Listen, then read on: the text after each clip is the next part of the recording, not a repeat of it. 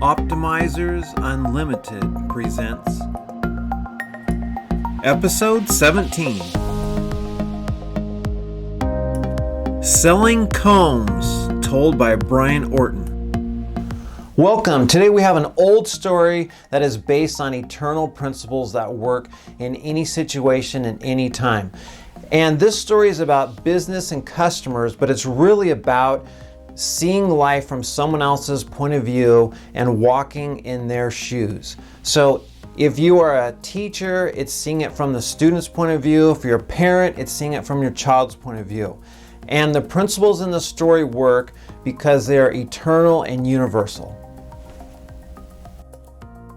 Seek first to understand, then to be understood. Stephen Covey. Long ago in China, there lived an extraordinarily successful and wise businessman who sold combs. He was about to retire and wanted to pass the business onto one of his 3 sons. He met with his 3 sons and told them that he had a special assignment for them: sell combs to the nearby Buddhist monastery. The sons had 3 days to complete this task and see how many combs they could sell to the monks. His sons were shocked and confused because all the monks in the monastery were bald and never allowed to have their hair grow out. Nevertheless, they all decided to take their father up on this most unique challenge. After 3 days, the first son reported to his father that he was able to only sell 2 combs.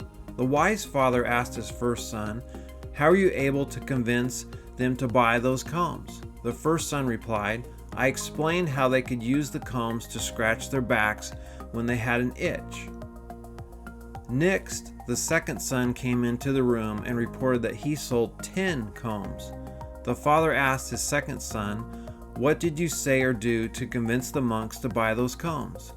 The second son replied, "I advised them that if they had combs in the monastery, it would be helpful to visitors and pilgrims who might need to comb their ruffled hair after a long journey." Finally, the third son entered the room and reported that he sold 1,000 combs to the monks. Astounded, everyone was shocked and wanted to know how the third son sold so many combs to people without hair. The father was pleased with the results and was just as curious as everyone else to know how his third son did this, so he asked him, "Son, you did a wonderful job and exceeded all expectations. How were you able to sell 1,000 combs?"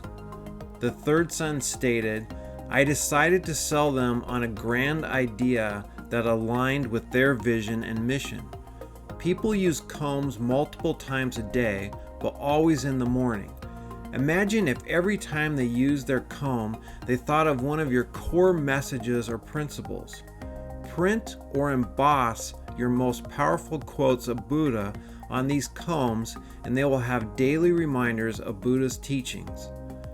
So, the third son entered conversations going on in the monks' minds and aligned the combs with their purpose. He inherited his father's business and expanded it tremendously over the years by always following the simple rule: make sure your customers feel understood.